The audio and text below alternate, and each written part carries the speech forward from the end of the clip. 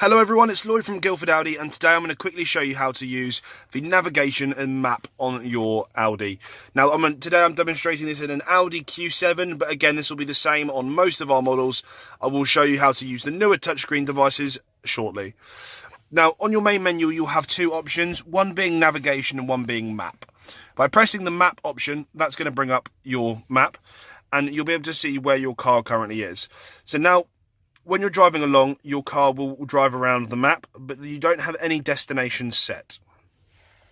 Now, from the main menu, if you go to navigation, you'll be able to enter a destination.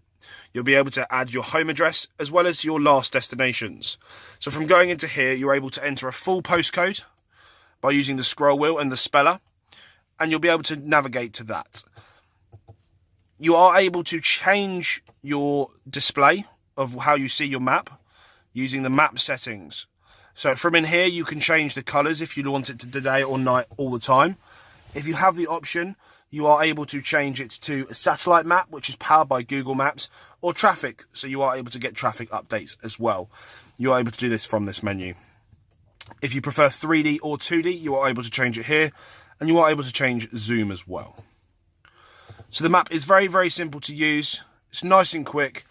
You are able to access it using this small blade here as well from anywhere on the system. So just by pressing up and this, you're also able to use this to switch between the two, as you can see here. So now we're inside the new A6 with the MMI touch system.